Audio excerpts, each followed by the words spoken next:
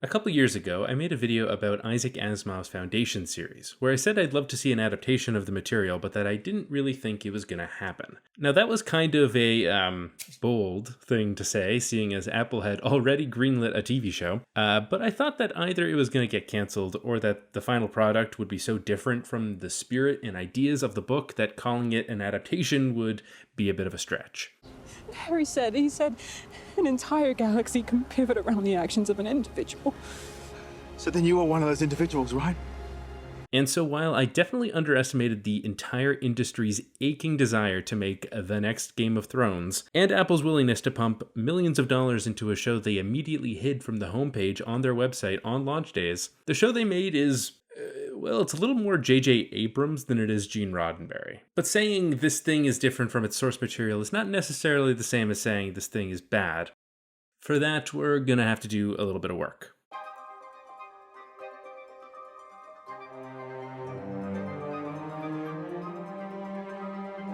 To recap a little, Foundation is a 7-novel series by science fiction writer Isaac Asimov. The story is about a mathematician named Harry Seldon who invents a type of math called psychohistory. This allows him to make predictions on what large populations will do over time, and using this, he realizes that the galactic empire is going to fall. Stopping the fall is impossible, but the following Dark Ages could be shortened from 12,000 years to just 1,000 years if his plan is followed. This involves a group of scientists making a small settlement on the edge of the galaxy called the Foundation that will eventually start the Second Galactic Empire. The first 3 novels are actually a collection of 9 short stories and novellas, each of which is set decades or centuries after the previous one, meaning very few of the characters are in more than one story. The characters themselves are mostly just plot devices with little in the way of personality or growth, but the charm of the series is that it gives an insight into the larger forces at work in society, political, economic, or social realities. In each story, the Foundation is at risk of being conquered or destroyed, the main characters struggle to save it, but in the end, their individual efforts matter a whole lot less than those broader trends at play. Seldon doesn't pin the success of Foundation on any one person heroically battling to the death to save it. He said an entire galaxy can pivot around the actions of an individual. But on the assumption that groups of people are pretty much the same, and that they're motivated by the same things, and that so long as the people who want to conquer the Foundation are incentivized to leave it alone, they will. So every story has a sort of anti-climax when it comes to capital A action. There aren't big space battles to read about, but instead the final chapter of any Foundation story is just as thrilling as a Sherlock Holmes revealing a mystery. One of the characters will stand up and explain why things happened the way they did, and the reader slaps their head and says, "Of course." I read these books when I was a teenager, and they were a formative experience for me.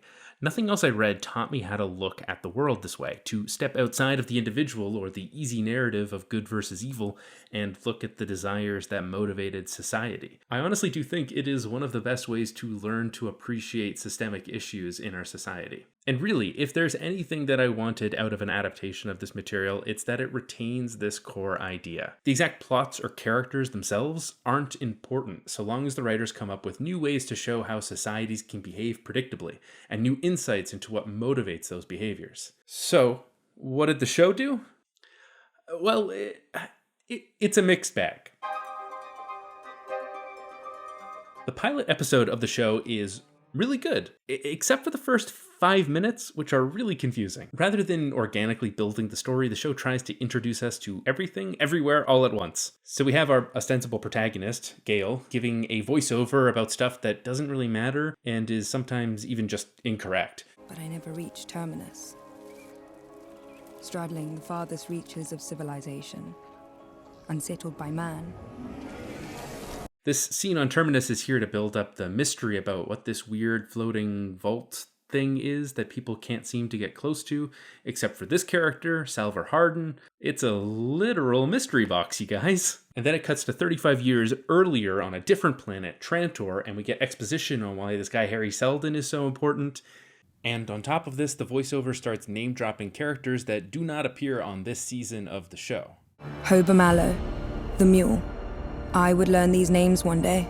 These are characters from plotlines that will take entire seasons to fully introduce, so from the perspective of a new viewer, it's too much information that they'll never remember, and from the perspective of a book reader, it's a huge overcommitment and distracting from the main plot. It's only after all of this that we meet our actual protagonist on a planet called Synax, and I really wish they started the show here, or even earlier. There's a later episode that has a half-hour-long flashback to Gale's life on this planet that I wish was just the start of the show. In the pilot, we literally only see her saying goodbye to her parents as she boards a spaceship to go to the capital. But in the flashback episode, we get to see what life is like on her theocratic homeworld that's been ravaged by climate change, how her people are violently opposed to science, how she admires Harry Seldon as a mathematician from afar. There's a whole story surrounding her choice to remove her prayer stones, secretly entering a math competition that will get her off of the planet, how she's motivated to leave so that she can find a solution to her planet's flooding. There's conflict with her religious father, and then finally her leaving her family. That is some really good science fiction character-based drama. This would have made for a great first act of the show, and I secretly believe it may have even originally been written as the introduction, but then the story got rearranged later out of fear that it was too slow of a start. As we'll see with the rest of the show, the writers are very interested in fleshing out the characters of this story,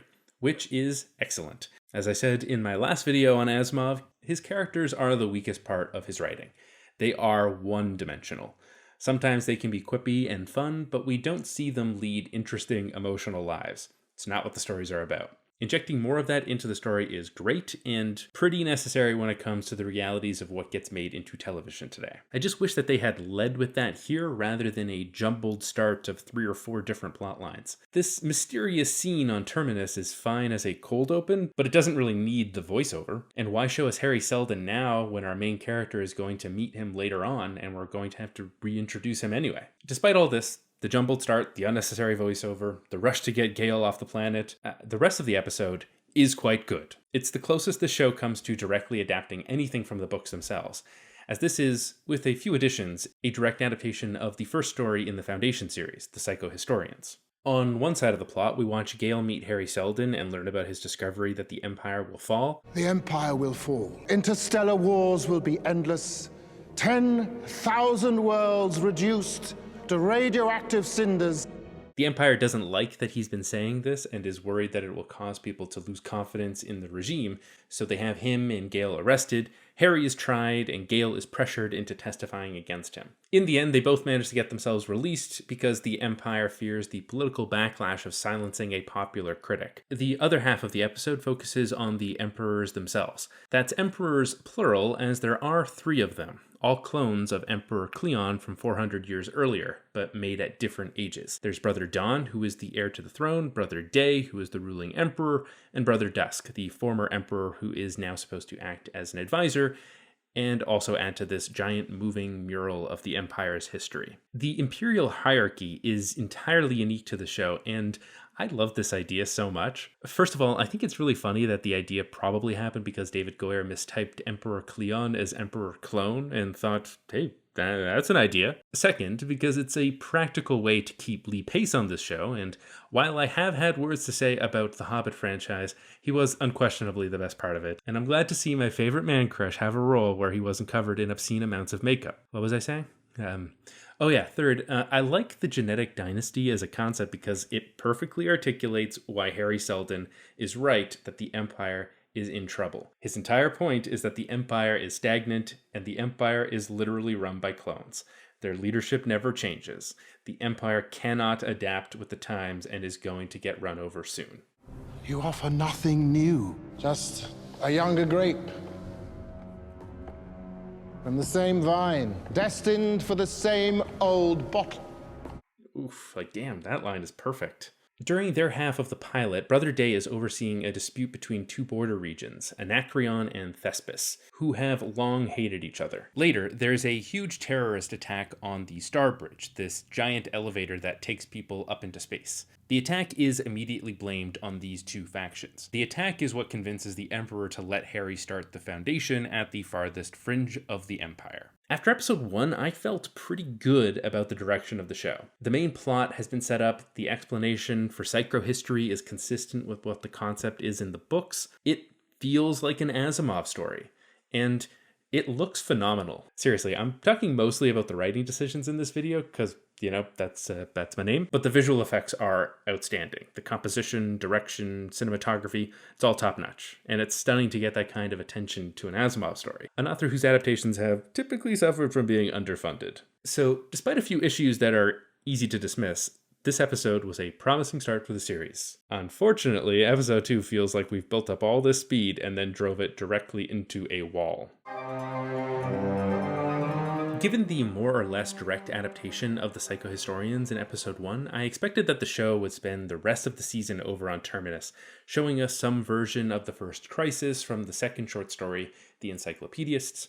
The Encyclopedists? That is what happens after this episode, so episode 2 feels more like an extended pilot, but it feels like the pilot episode for a completely different series, at least as far as everything that happens on the ship bound for Terminus is concerned. We're introduced to a bunch of new supporting characters, and there are a ton of little side plots about Gale preparing for life on Terminus. We get a scene where they run a simulation to test their ability to fight off the local wildlife. Her friend Lowry is pregnant and has to decide what to do with the baby, since being on the ship with all of this radiation will potentially lead to mutations, while raising a baby on an ice-cold, uninhabited Terminus isn't exactly ideal either. Gale sits in on a budget meeting in Harry's place and gives this big speech about how the encyclopedia project the Foundation is working on has this enormous responsibility since it's going to choose what gets remembered by the next civilization, and that we should be critical of our assumptions about what is important. Harry gives this big speech about how everyone on this project, even the laundry workers, will be memorialized. There's a romance plotline with Gale and Rach falling in love, and Rach is mad at Harry for reasons that we don't know yet. Did that just sound like a bunch of disconnected stuff? Well, that's what it felt like in the episode too. There's so many little buds of subplots, so many little half starts, and then... Yeah. We spend an entire episode setting up the world of the ship, all of its characters, and then it goes pretty much nowhere. At least for Gale. Now, I understand that a lot of this is set up for later stories, but for Gale, it's all just a false start. It feels like an episode of Star Trek, where we're setting up all of these inter-crew issues that are going to be the foundation of later episodes, and then it's just not. It's all over much too quickly. She gets put into a cryopod and shot out of the ship and spends the rest of the season off on her own detour of an adventure. It's here that I really started feeling the influence of Game of Thrones on the plot. As if the creators believed killing this character this way would generate enough mystery and buzz for the show that it would draw in a dedicated audience. But I think it does the opposite. I think it alienates the audience. This isn't the resolution to a character arc. It's played entirely as a mystery here. There's an earlier scene where Harry is portrayed as insensitive, while Rach is tense and resentful, that we're meant to take as Rach's motivation for the killing. You probably don't remember the first meal that you and I had together, do you? No, I can't say I do. But this is all a red herring. The scene hints at a few details from the prequel novels where their relationship is a focus of the story, but here it's just sort of nodded at without being explored. We haven't gotten enough of their dynamic to be invested in what happens here. It's too early for that. The choice seems, to me, like an effort to throw readers of the books off the scent, a statement of intent that this is a different story than the one we're familiar with. But I don't think it works for either audience. For book readers, it's not surprising or shocking enough to be interesting since we already know the story is going to go far beyond the life of Harry Seldon. And for new viewers, it's just confusing. So along with all the non-starter subplots, the whole episode feels like wasted time. What isn't wasted time is all of the bonus content I have over on my Patreon. Video about the Batman. All my thumbnail art is HD wallpaper ready JPEGs. A recommended reading list. Some people wanted it. More stuff coming soon. I swear that Clone Wars video is close, I promise. But more than that, you guys have been so phenomenal at supporting the channel recently that we are rapidly approaching our next goal, at which point I'm going to have some very simple fun and get all of my Marvel Phase 4 opinions out in one go on a live stream so that I never talk about them again. It'll be the first live stream I've ever made here, so it'll also be a sort of Ask Me Anything stream. If we hit the goal after that, I am also planning on making a video called All My Guilty Pleasures. Ooh. What could that be about? Sounds juicy. Anyway, thanks for supporting the channel. Double thank you if you support the channel on Patreon at patreon.com/justright. Okay, back to complaining about Foundation. The Emperor's plotline in this episode fares better as he takes revenge for the Starbridge attack by bombing both Anacreon and Thespis to smithereens. This moment really works, as it's clear how much of an overreaction this is, and how much it is motivated not by truth or justice, but by the selfish preservation of power. And we can see why, if they keep making decisions like this, the Empire is going to degrade as people resist their tyrannical control. The other major revelation on this episode is that Demerzel, who we've seen as a loyal servant of the three emperors, is actually a robot.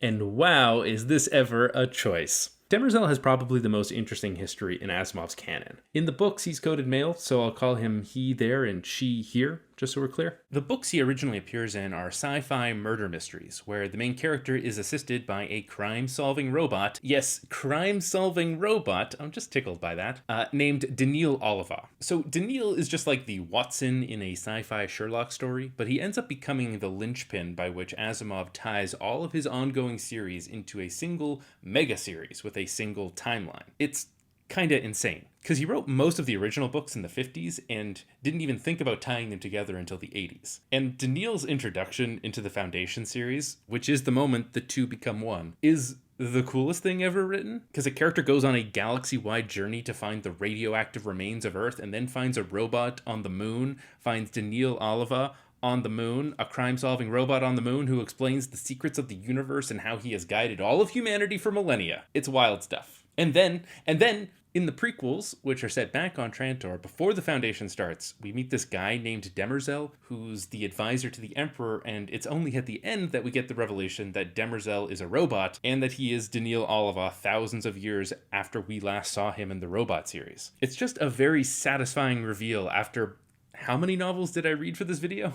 All of that is to say, there's a lot of mystery and history connected to this character, which means it's honestly perplexing when the show is just like, oh yeah, here's Demerzel, she's a robot. But Demerzel's early reveal as a robot sets up another issue that I have with the show, and that pops up a lot later on, which I'm going to call Sci-Fi Concept Overload. It's not a really snazzy name, but it's the best I got. See, Asimov's writing is very deliberate and focused. His stories typically dealt with a single idea or a single piece of new technology and really considered all of the ramifications of that technology across the entire plot. He is incredibly meticulous and thorough with this, and spends so much attention to the details of his ideas. It's what makes the Foundation book series charmingly anachronistic.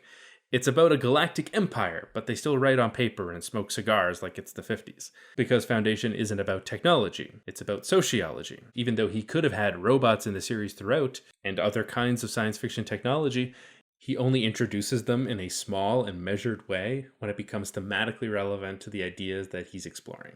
The TV show, on the other hand, is, by comparison, absolutely reckless with the number of science fiction premises it's just throwing at you all at once. Because, okay, so not only is the story about math so advanced it can predict the future with extreme accuracy, but it's also about clones and robots, and about people with precognition, and the ability to insert memories into other people's minds, and force fields that can knock you out, and technology that allows you to dump your mind into a computer, and about medical technology that can create skin, and it's about living holograms. I mean, in this show, the fact that the Empire has sci-fi tech that forms skin-tight metal restraints is just like a thing that they have. Asimov could have written an entire short story just about that. Now granted, a lot of the stuff that I just mentioned was eventually part of Foundation. Like, they're not just pulling all of it out of thin air, but it's all just haphazardly thrown into the story at the start, rather than carefully built up over the course of episodes or seasons. The effect of this is that it draws attention away from the main science fiction idea that this series has, psychohistory. I wouldn't be surprised if a new viewer completely forgot that this show was supposed to be about psychohistory, because it gets sidelined by so many other science fiction ideas. These other kinds of technology could work in this story, but what I would like to see them do is at least spend some attention on how it might affect psychohistory. If a person can go into cryosleep and affect a society hundreds of years in the future, how does that affect Harry's predictions? What about clones or artificial intelligence? Does he know about Demerzel? It sort of dilutes the idea that populations can be predictable when there are all of these factors adding unpredictability to the equation, especially since most of them are there so that the cast doesn't have to be recycled out every story. Like, most of these technologies are different ways to cheat death. So where episode 1 rather cleanly set up the main plot, the second episode is split into two halves that each have huge problems. One feels like it moves forward an inch while clouding everything in meaningless mystery, while the other made my brain short-circuit. From here on out, the show splits up into 4 major plot lines, so I think the best way to tackle them is one by one, rather than episodically. These 4 plot lines are of vastly different quality, and each seemingly has a completely different approach on how it adapts, or rather doesn't adapt Asimov, which is at least promising, because I think a lot of the problems we'll encounter in some plot lines have solutions that can be found in others. Let's start with Gale, the Detour plotline. The shortest subplot is perhaps also its most consequential if the show doesn't get cancelled after a second season. After getting blasted out of the ship in a cryopod, Gale Dornick arrives at a space station that has no one else on it. The computer will only give her basic access to its systems since the entire station was made for Rach. He was supposed to come in the cryopod, but Gale witnessing the murder changed things. He sent her instead and was then arrested and executed by the Foundation. Using her super-duper math powers, Gale figures out where in the galaxy she is and where the ship is going before discovering that the station is controlled by... hold on a second. An artificially intelligent hologram of Harry Seldon that has all of his thoughts and memories, because apparently Harry was able to dump his entire consciousness into a little earbud before his death, which was then put into the knife that killed him, which was then the key to the ship that Gale is now on, allowing him to live again as a hologram on board the spaceship. So the mechanics of this plotline are the most convoluted thing I've ever seen. Like, why is the knife also the key? Like, from a screenwriting perspective, I get why this makes sense. It makes the plot more efficient. You only have one object to deal with instead of 2. But it just seems like an illogical choice. Like Rach could have just also have had a key and the earbud and given it to her instead of a knife. Like, what's the problem? Now, what matters is what this is all in service of, and mainly it's in service of getting Jared Harris's big beautiful face back on the screen, because by the time he shows up again, it's been 4 whole episodes without him, and let me tell you, his presence has been missed. Hologram Harry then provides multiple reasons for why he decided to have Rach kill him. The Foundation needs more than a man to inspire it. It needs a myth that can endure for centuries. And it worked. Do you remember what our mortality projections had been for Terminus? 34.2%. The actual rate was nearly half that. My death galvanized the Foundation. And besides, he also had a super convenient illness that would have caused steep cognitive decline, and then everyone would chalk up psychohistory as the ravings of a madman. I don't buy it. I mean, you're egotistical, but I can't see you sacrificing your life just to turn yourself into this. Why not just wait? I have Lethi's syndrome. I think it's a bit of a cop-out to provide 2 completely different rationales for something like this. In real life, people may have more than one motivation, but in stories, it just weakens what the story is about. Once the symptoms manifest, the cognitive decline is steep. Think it through. We reach Terminus, face famine in the elements, but I'm no longer the hand of our salvation, but the crackpot who dragged everyone to a frigid rock. Here, I feel like the decision comes from a place of insecurity over whether the audience would buy the first explanation. The idea that he was deliberately martyring himself is at least a philosophical statement that the story could then explore. But it's waved away by Harry immediately conceding the point to Gale and saying, well, anyway, I had to do it because of the super specific disease that I had that justifies all of my shitty behavior. The theme is confused here because the writers felt the need to provide an airtight logic to the actions of the characters rather than letting the beliefs of the characters guide their actions. On top of this, there's a whole other rationale for why Rach had to be the one to kill Harry, which is also pretty jarring. Harry did it this way so that Rach would be forced to flee the ship, separating him from Gale because Gale is needed on Terminus to lead the Foundation through its first crisis. You were meant to stay on Terminus, to lead Terminus. Exactly. And it's right here, right this very second, where book reader Sage gets a little prickly, because again, I am ready to embrace a plotline that is different from the book, but what I wanted to see maintained was that central idea of psychohistory, and here it is blasted out of the airlock. The notion that Harry felt a singular specific person needed to be in a singular specific place in order for the Foundation to survive the crisis goes against the very core of what psychohistory implies. Book Selden's plan is to put the Foundation in a series of scenarios where the Foundation is always at the point of collapse, but where they actually have some sort of social, diplomatic, economic, or religious advantage that isn't totally apparent at the beginning of the story, but which anyone, could figure out. And then by the inevitability of those forces, the Foundation is kept alive, not through individual heroics. His whole thing is that there's a near statistical certainty that someone will figure the problem out. It's not, well, Gale is really smart, so we need her specifically to be on Terminus. No.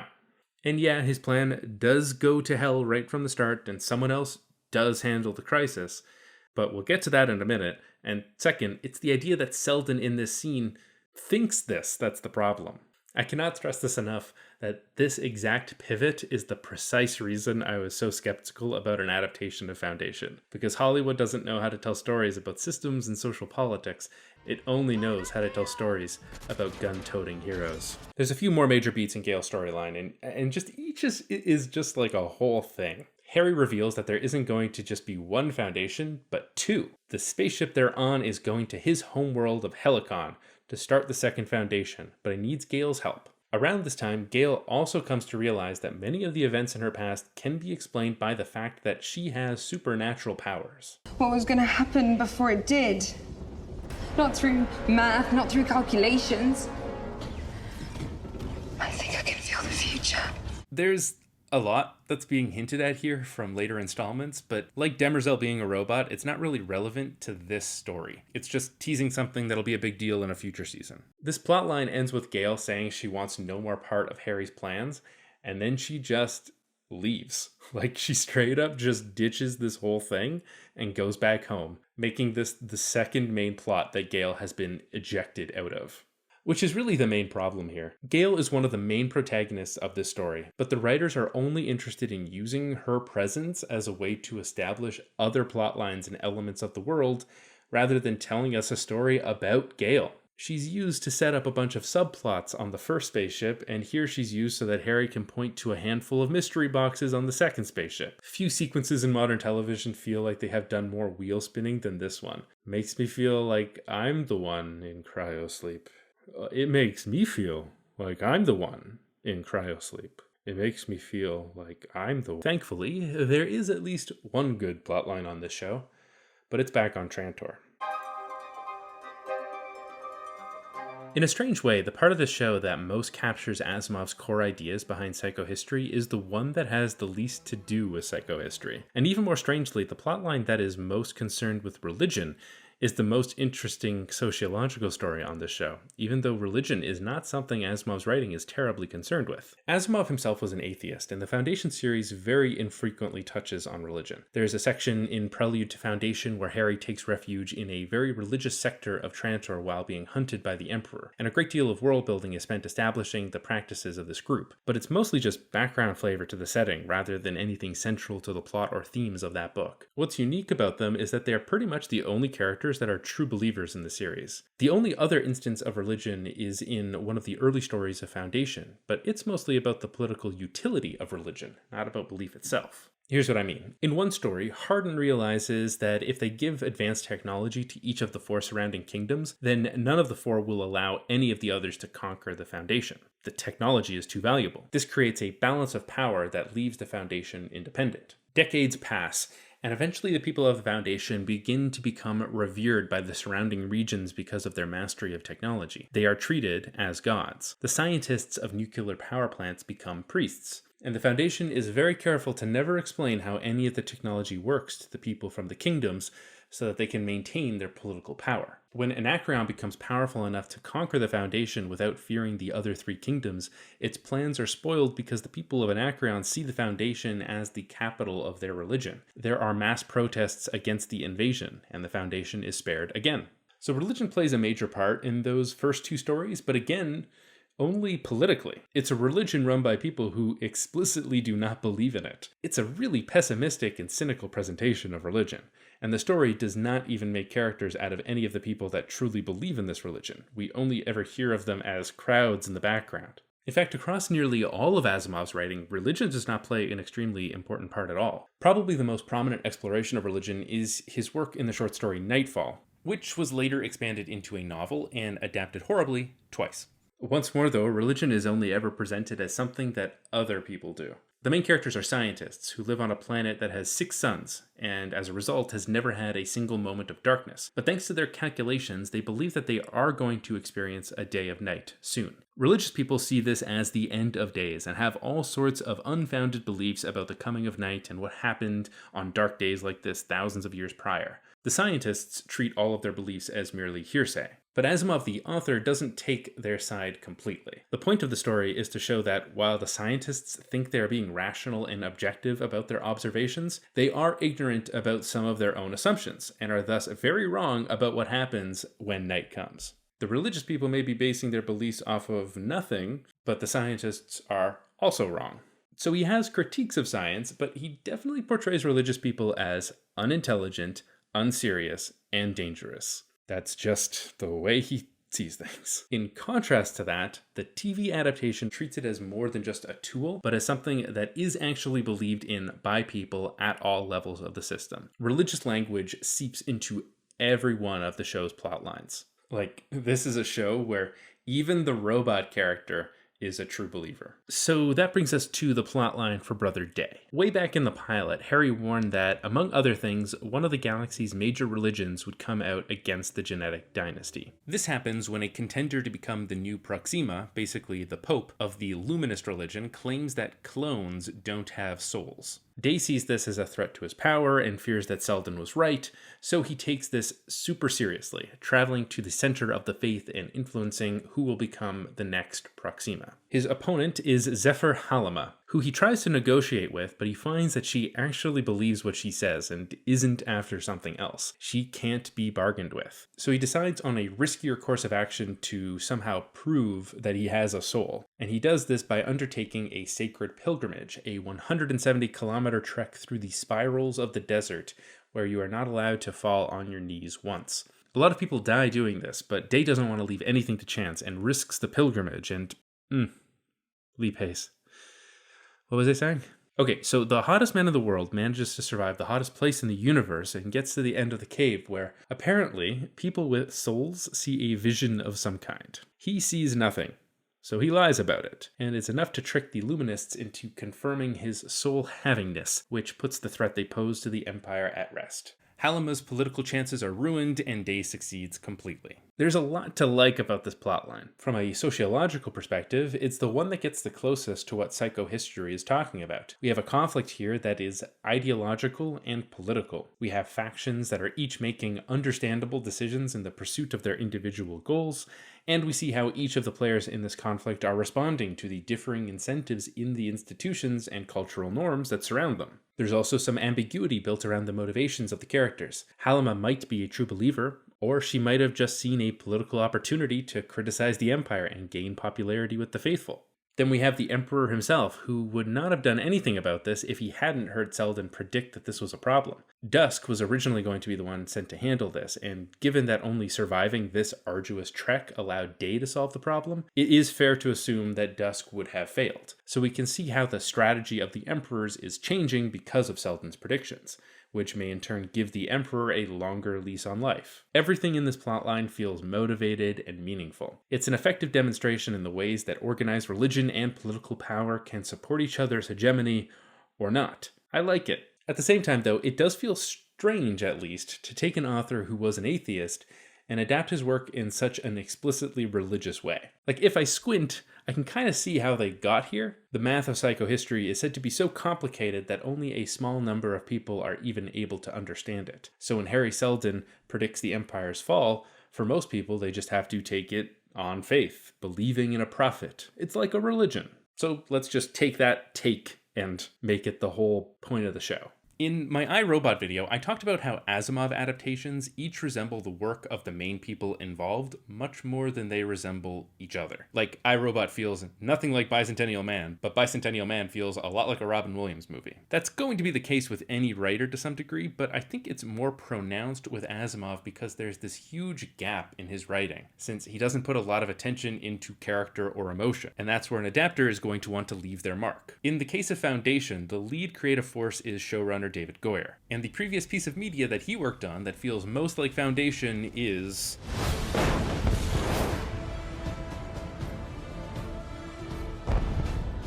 When you think way too long about these things, as I have, you can kind of see how the Foundation TV show is cribbing a lot of notes from Superman stories, and Man of Steel in particular. So we have the same conflict of a corrupt society that relies on eugenics and that is crumbling because it didn't listen to the advice of scientists, but right before they fall, a brilliant scientist makes a risky gambit to send some or one of their own to the other side of the galaxy. People who will act as a sort of spiritual redemption for the failures of their original society. That person, or people, must then contend with the conflicts that plagued their old society and overcome them to establish something new. Language about inspiring hope, becoming a martyr or a savior abounds in both stories. I mean, the most obvious statement of the year is that Man of Steel kinda has a lot of religious imagery in it. But just generally, the movie has this kind of reverence for, well, reverence. You will give the people of Earth an ideal to strive towards. A pure love for belief itself. It's the whole thrust of that film. And while David Goyer wasn't the only person working on that film or the only person making this show, I find the general ethos of Man of Steel to be the closest example for how this story views belief. It always seems to hit this note of, isn't it pretty to believe in something? Don't people need something to believe in? Like, it's taken for granted in both pieces of media that the answer to that question is yes. Like, obviously. While the Emperor gets away with fooling the faithful for the time being, the story condemns him for being basically an atheist. I would not wish that emptiness on anyone. We're meant to pity him because he doesn't have something larger to believe in. Something that is only tragic if you're already bought into the premise that people need something to believe in. Meanwhile, the main characters are admirable because they find something to believe in. And while that's very much a your mileage with this will vary kind of approach, but for me, this feels very much beside the point of what this story could be about. It wants to make this claim that Selden is like a god prophet, and psychohistory is like a prophecy religion. So it can draw this false equivalence between believing in science and believing in religion. Sometimes when I'm watching the show, I feel like I'm arguing with Mac from Always Sunny. Science is a liar sometimes. Oh boy. I find it very eye-rolling whenever it wants to make this comparison because obviously science is not a religion. Like, it's science. You know, science. I didn't even think about the fossil records. I guess I'll concede. Oh wait, one more thing before I do, Mr. Reynolds. Have you seen these fossil records? Have I Huh? Religion as a subject matter works in this plotline because it's one element of a larger political game. But everywhere else, it's pablum. Moving on, cause that point took too long. Dovetailing with the Brother Day religious pilgrimage is the story back on Trantor about the heir to the throne, Brother Dawn, and his growing alienation from the imperial hierarchy. While not quite as interesting as what Lee Pace is up to, this one still has some points in its favor and is marred only by an over-reliance on contrivance and plot twists. The idea is that Brother Dawn is suicidal because he realizes that he is an imperfect clone. Unlike his brothers, he is colorblind, and he's also noticed that there are many other ways that he is out of sync with the other clones. Proxima Opal has passed, Empire. Our condolences. Condolences. Because the genetic dynasty demands that only perfect clones take the throne, Brother Dawn knows that he will be executed if his quote-unquote deformity is discovered. And the show has to contrive quite a bit of sci-fi technology to make this make sense. See, apparently the Empire has technology that allows them to transfer memories from one person to another, and they also have backup clones that are asleep in their vats with the memories of their counterparts uploaded into their minds. This makes the individual bodies of the Emperors completely disposable. If anything goes wrong with any of them, whether that's a biological deviation or an accident or an assassination, they just crack open a new clone who is perfectly up to speed on the last Emperor's life and they continue on like nothing happened. It's contrived in the sense that it's just a little too perfect to make this specific plotline work. Because if the Empire didn't have cloning tech and memory upload tech, there wouldn't be any threat to Brother Don, because they wouldn't be able to kill him over something so minor as colorblindness. And it also kind of asks the question that if they have the memory tech, why do they have the 3 clones? Like, why not just have one and upload his memory into the new one? But that aside, the setup asks some interesting questions about identity. Does Brother Don have an individual identity, or is he just another clone? How meaningful can your life be if someone else can just take your place with all of your memories? Like, this is a story where the ruling power is utterly obsessed with eugenics. It has something to say. But the plot gets a little lost in its own plot twists. So while feeling suicidal because of all of these problems, Brother Don starts to fall in love with a woman who works at the palace. They conspire to run away together, but twist, she's actually part of the resistance, and her entire purpose at the palace was to seduce him so that she could lure him out of the palace, because another twist, decades ago the rebels contaminated the genetic code of the Emperor so that Brother Don would grow up with these biological differences that would prompt the very crisis he is dealing with now. And there's another twist. The rebels used the original genetic code to breed their own emperor, who is going to steal the real Brother Don's nanobots. Yeah, he's got nanobots in his bloodstream to confirm that he's who he says he is and to keep track of him, because... Sci-fi concept overload! How could you do this to me? But twist, Brother Dusk was on to this the whole time and sends his secret police to take down the whole resistance. It's just a whole lot of back and forth for a plotline that ultimately ends with Brother Don getting unceremoniously executed by his robot mom. No! This is a bit of a shame because, again, it feels like the setup for this plotline is pretty unique. It's asking some interesting philosophical questions, but then it just goes down the road of twisty spy thriller rather than sticking with the characters themselves and exploring how they're feeling about these situations.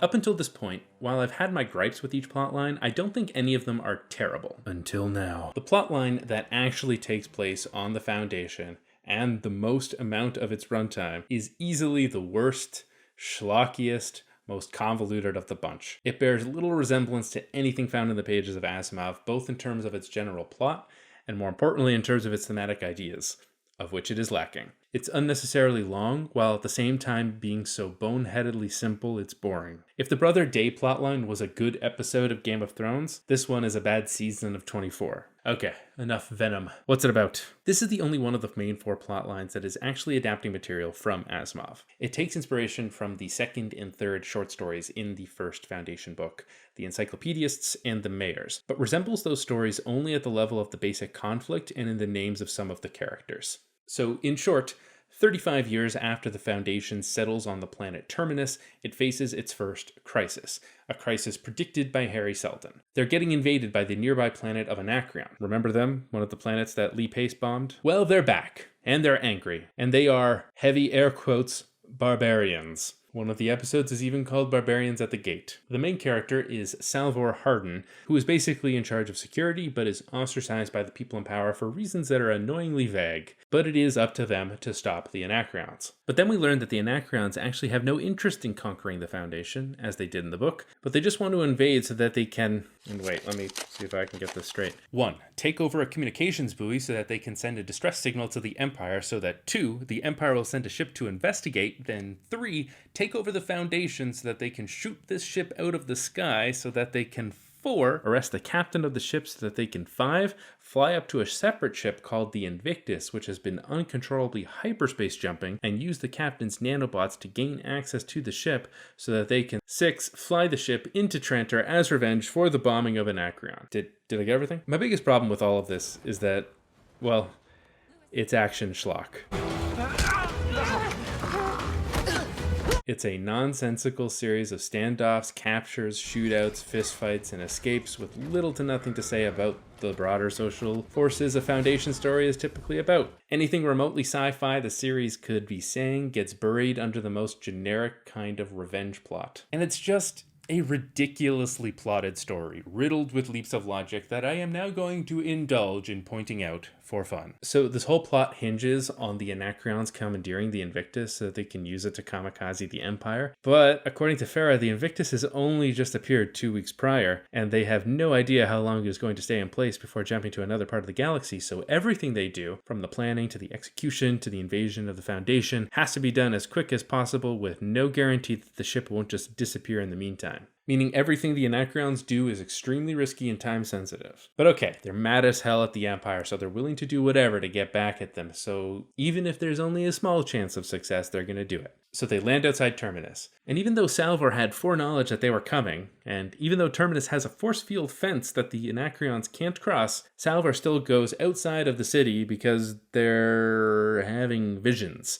But that's okay, because it shows how much unraveling the mystery of these visions means to Salvor. But the Anacreons had no idea Salvor was going to be here, and their entire plan hinges on having someone let them through the force field. So was their plan to just sit around in this wreck until somebody came by, even though the mission is extremely time sensitive? So Salvor lets Farah through the field, then manages to get the upper hand on her and has her arrested. But wait, that was actually part of Farah's plan all along. Haha, Batman, I'm the Joker, baby! So the idea is that Farah knows that she'll get captured, and that she'll be brought to a specific tower in Terminus, and her plan is to use an electromagnetic bomb that she's hidden in an artificial eye, like a G.I. Joe villain, to blow the thing up, which will then cause the thing to fail so that all the people can take over Terminus in a big action battle sequence. I'd like to take this moment to point out that there is never a battle in the entirety of the Foundation series. Just leaving this here as we mindlessly watch people shoot the guns and shoot more guns and shoot more guns. Steve Jobs died for this. Okay, so why is Farah doing all of this? Well, we learn that she needs 2 things to commandeer the Invictus. First, she needs someone with Imperial nanobots in their bloodstream to open the doors so they can access the ship. And second, they need people with advanced engineering knowledge to pilot the ship for them. The second reason is why they are invading the Foundation. They're not taking it over, they're just kidnapping 3 people who are going to help them fly the thing. But everything fails if they don't have the Imperial nanobots as well, which is why they knocked out a communications buoy, prompting the Empire to send a ship to investigate, which they then blast out of the fucking sky. And it's only after they shoot it out of the sky that we're told that the Anacreons need the Imperial leader, which leads to a comical scene where they are searching through the wreckage to find him, and oh, lucky, there he is. Lucky he didn't freaking die in the explosion. During all of this, Salvor is captured by the Anacreons, but they don't kill them because they might have information they need. And this is where things really start to feel stretched out. Salvor is captured at the end of episode 5. At the start of 6, she is rescued by some kids, then goes on a mission with her dad and her boyfriend to destroy the Anacreonian ships, cutting off their retreat. Her dad dies on this mission, and then she gets captured by the Anacreonians again. 2 back-to-back episodes where the cliffhanger is that Salvor has been captured. But once more, we contrive a rationale to keep Salvor alive. Now that the Anacreons have lost their ships, they need Hugo to get up to the Invictus. But Hugo makes it so that the ship will only work if Salvor is on board. But Salvor doesn't know how to fly the ship, and neither do the Anacreons, so they need Hugo too. This is so convoluted. Like, they've written it so that the Anacreons came for 2 things: scientists and a guy with Imperial nanobots. And then they realize that they need to contrive a reason for the Anacreons to also need 2 characters, Salvor and Hugo. So, why not make these 2 people have these 2 things? Like make Salvor the scientist they kidnap and make Hugo the one with the nanobots? Or vice versa? Instead of this big knot of stupid. So we cut to the next episode, and despite establishing that the Anacreons need both of these characters alive to pilot Hugo's ship, their only way back down to the planet, if A, their extremely risky mission fails, or B, not all of them are needed to go on the suicide run, the Anacreonians decide to bring both of them along on the mission itself to commandeer the Invictus, and there's no reason to bring them. The Anacreons only need the Imperial commander and the engineers, but they come along anyway. They just spent all of this time dramatizing why who has to go where, and then the next episode they just forget all that.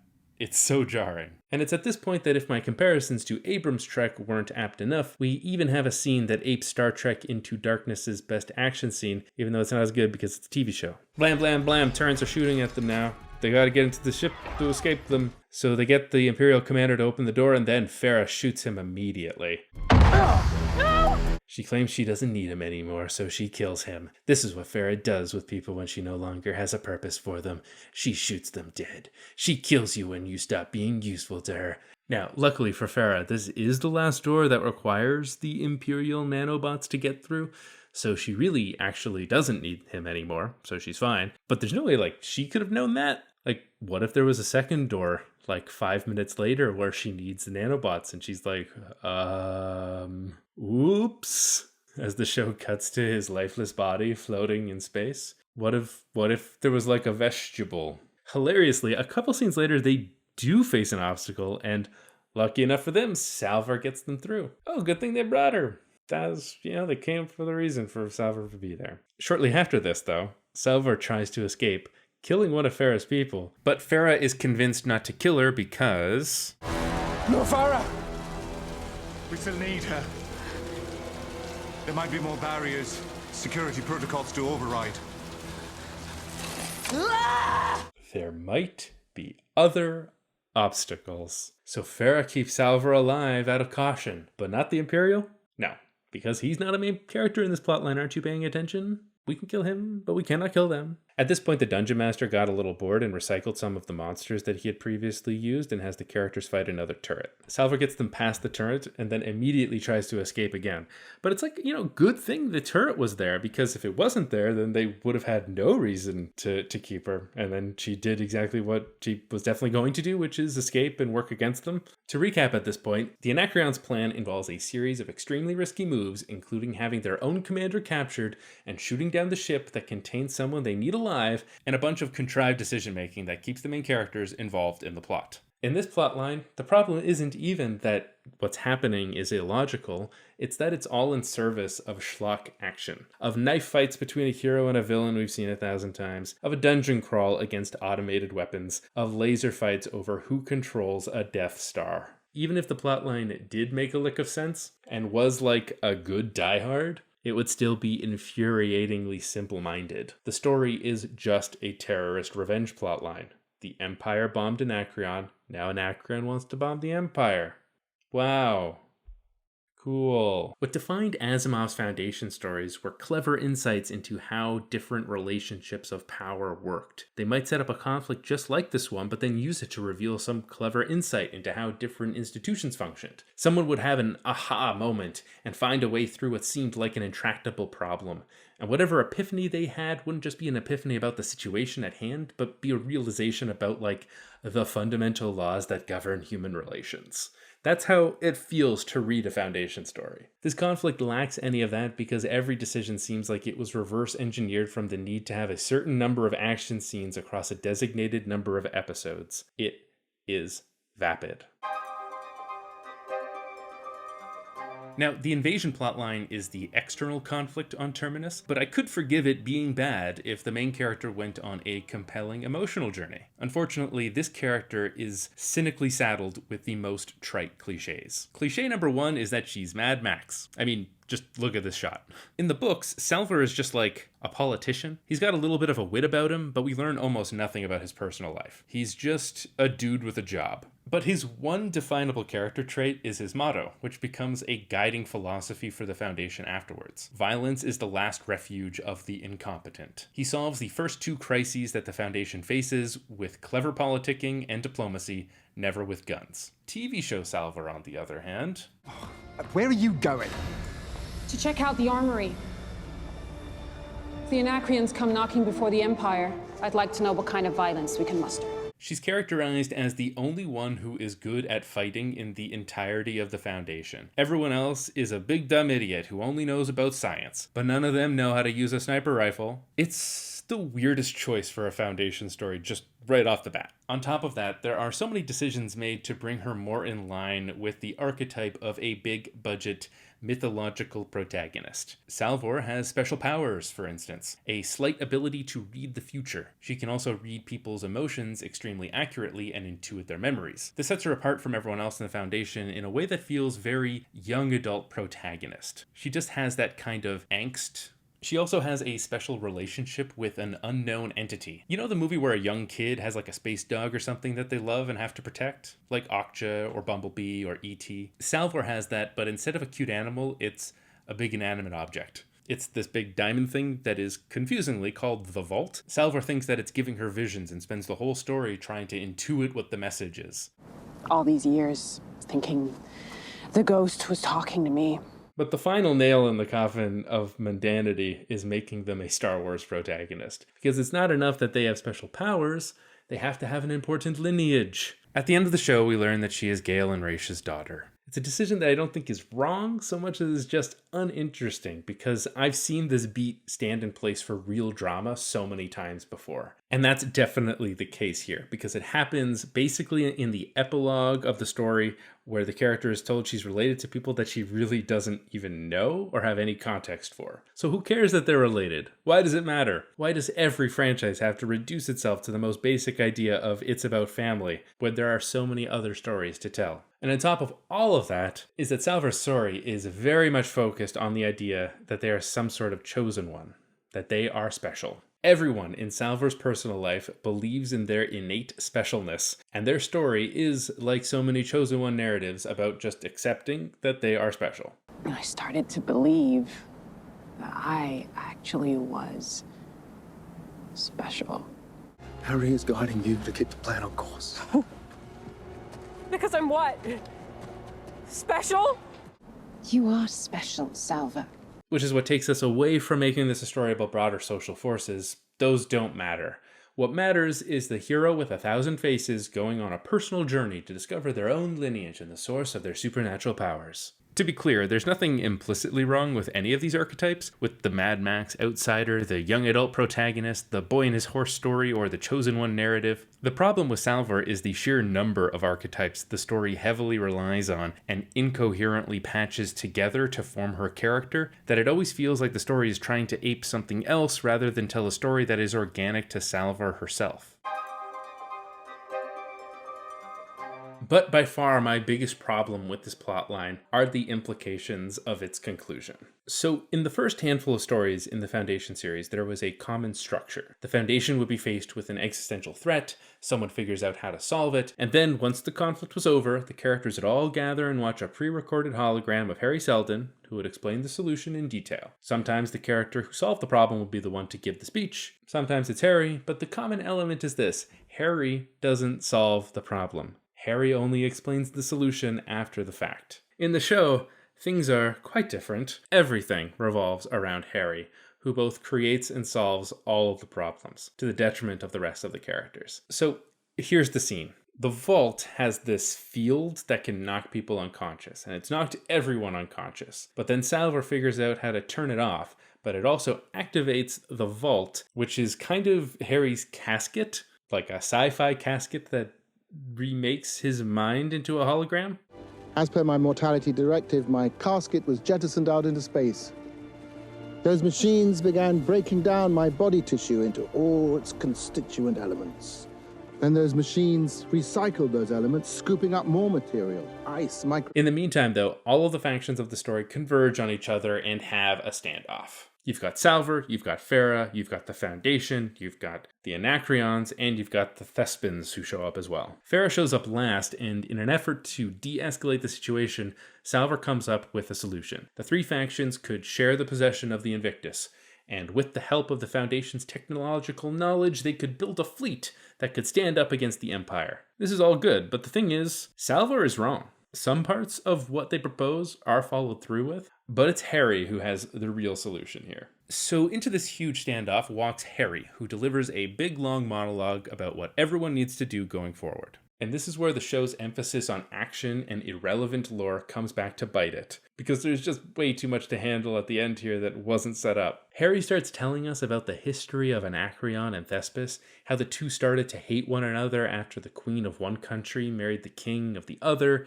but then died under mysterious circumstances, and each side has their own narrative over what happened, and the incident led to a long history of violence between them. But Harry reveals that the murderer was actually the reigning Cleon at the time, and that the Empire has always been their true enemy.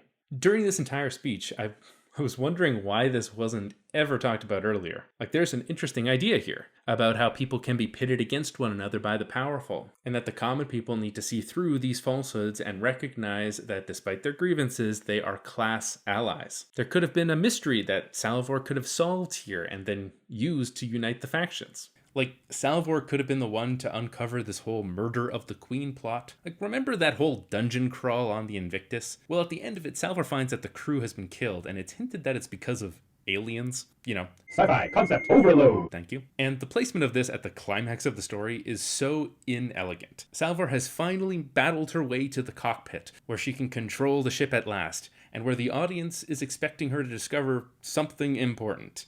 And what she discovers is another non sequitur teasing at stuff that will happen in future seasons, when it could have been something that tied back to the main players in this story. Like, you know when critics call a story elegant? Like, they do that because each part is accomplishing 2 or 3 things at once. Like, this is the opposite of that. Everything only serves one function, and there's plenty of wasted opportunities all over the place. Instead, the whole origins of Anacreon and Thespis' rivalry is both introduced and solved in one scene by Harry. On top of that, it's a pretty tall order on Harry's part to think that the 2 warring kingdoms will unite after hearing this little tidbit of historical truth. Like, this is at least attempting to make a claim on behalf of psychohistory. Harry's prediction is that 2 groups of people will put aside their differences once their conflict is rationally explained to them as being based on a lie.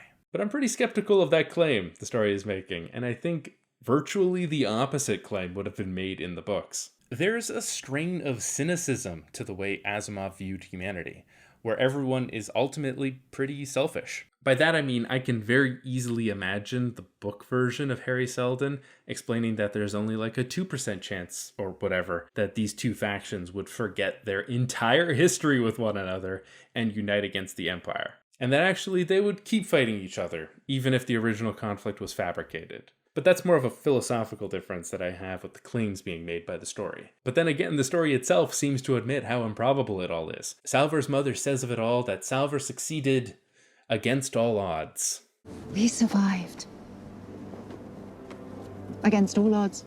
In contrast, here's how Seldon describes the solution to the first crisis in the books. If you are not here, then the second crisis has been too much for you. He smiled engagingly. I doubt that, however, for my figures show a 98.4% probability that there is to be no significant deviation from the plan in the first 80 years. Against all odds. 98.4%. Against all odds. There's just a very different effect that the show is going for with this idea. It wants to inspire. It wants the audience to be awed and comforted by the idea that warring people will unite against the greater danger. It means de-emphasizing the core idea of psychohistory, that people will respond naturally to the incentives around them. Not that a spaceman will walk out of a Deus Ex Machina, lecture people about their own political aims, and then have that work out. And that is the end of the first season of Foundation. A story of 2 halves, one where its completely invented plotlines more effectively capture the philosophical nature of its source material, but where the stories based on his actual work throw out everything that made them interesting in favor of either mystery boxing parts of the world or devolving into nonsensical action. But not all hope is lost. This show is getting a 2nd season, and David Goyer is on record saying he wants to have 8 seasons to tell the complete Foundation saga. Given the viewership numbers of the first season, I feel like that's probably unlikely, but hey, I thought they never managed to make a first season, so what do I know? Well, here's what I believe. The show won't last if it only aspires to be a generic space blockbuster. Action scenes will not save this franchise, and dropping in oblique references to later installments will not set the Reddit hive mind alive the way it did for Game of Thrones. But telling clearly defined, philosophically coherent science fiction stories, that's what can make a show like this something that people could conceivably recommend. I don't know who this show is supposed to be for right now, but I know that it could find an audience if it told the best sci-fi stories on television. Foundation is capable of that, because the series approaches science fiction from a perspective that no other series really does. The formula in the books is a recipe to make interesting and compelling observations about how systems work, how they fail, how they are challenged, how they are eroded, and how they are saved. In a world where seemingly all of our institutions are in constant crisis, isn't a story that says something about that more interesting than telling yet another oh no terrorist plotline? But while I was making this video, I thought to myself, that I couldn't just complain about how not to do an adaptation of Isaac Asimov's work. It'd be better if I could find an example of someone, somewhere, who figured out how to do it well. So that's what I did. I watched every movie based on Asimov's work, and I read every short story and novel that they were based on. Now, most of that journey I cataloged in my previous video on iRobot and a whole bunch of other stuff. But there's one movie that I didn't talk about in that video, or in this one yet, and it's the one that did it right. No American has figured out how to adapt Asimov, but someone in his country of origin did, because in 1987, in the Soviet Union, they made Marvel's Loki Season 1.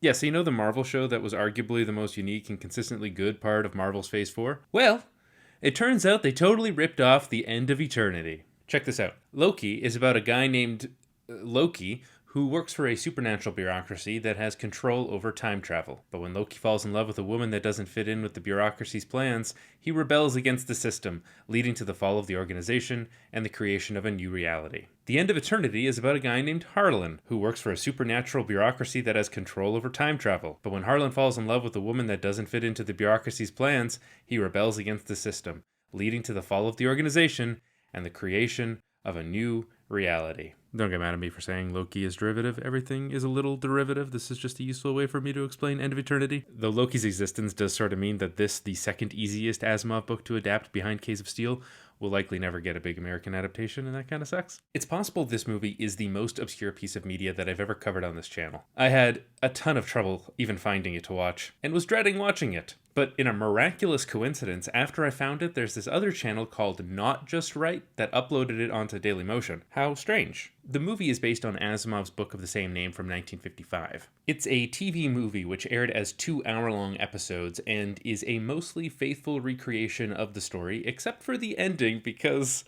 oh, the ending! What I was most pleasantly surprised by with this movie was its atmosphere and tone. The world of eternity, this giant machine that controls time, is such an oppressive setting. The set design really sells this, as does Oleg Vavilov as Andrew Harlan, whose stony-faced lack of expression covers up an internal turmoil that increases over the course of the story in a really compelling way. This is the hardest of sci-fis with the hardest of sci-fi soundtracks.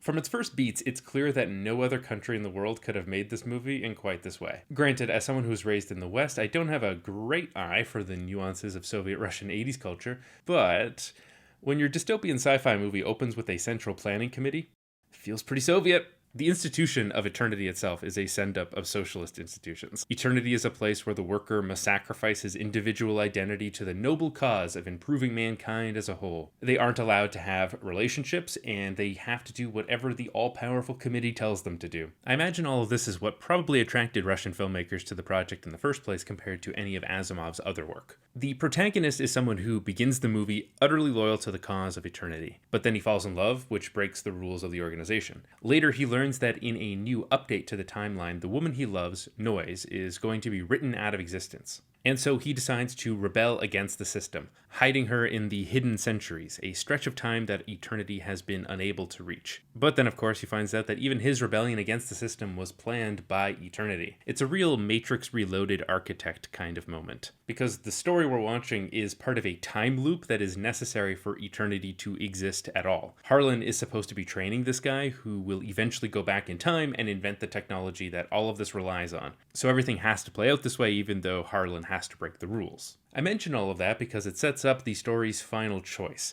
and here is where the novel and the movie wildly diverge in the most interesting way possible. In both stories, Harlan goes back in time to our time and gets to decide the fate of eternity. In both, he destroys eternity, but for different reasons and to different results. In the book, Harlan goes back to the present day with Noise and learns that she's from the Hidden Centuries. She explains that the timeline eternity presided over is just one in a multiverse of other possibilities. She's really like, oh, you're a Time Lord? That's cute. I'm a multiversal god. She believes that eternity needs to end because humanity has stopped evolving under eternity's control. All of the decisions eternity makes has been about avoiding harm to humanity, but as a result, Noise argues that they've deprived humanity of triumphs as well, which means that both biologically and socially, humanity has stopped needing to grow or change. They've become stagnant. Stagnancy is a theme that comes up constantly across Asimov's work. The unchanging nature of a society built on the backs of robots is a huge theme in the Robot series. And like in this book, it is ultimately decided that humanity needs adversity and hardship to grow across the galaxy. It's also the climax of the Foundation series,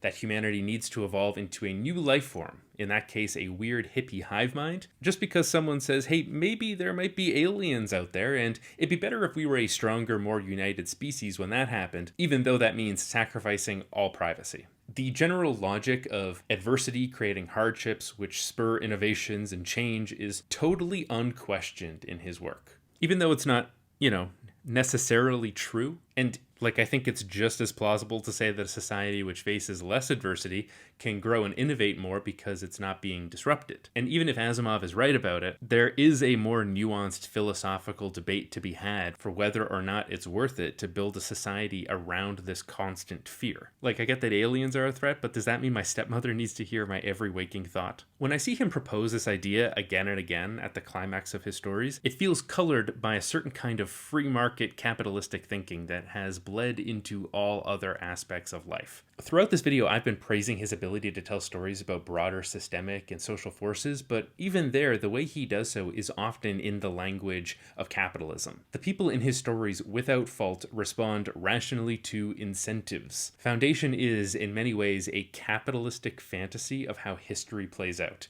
where everyone is, for lack of a better word, a robot. It's for all of these reasons that the Soviets changed the ending. In the movie, Harlan is shocked to learn that Noise is from the Hidden Centuries and freaks out that she's been lying to him about this. They break up, and then in his rage, he destroys eternity, preventing it from ever having existed in the first place. Once again, he thinks he has successfully rebelled against the system, but in the final, brilliant, wordless ending, he's walking through 1980s West Germany, and he sees a couple of bougie guys get out of a Rolls Royce and walk into a corporate headquarters. Except, no wait, those aren't just random guys. That's Harlan's two superiors from eternity, who in this new eternity-less universe have become the bourgeoisie.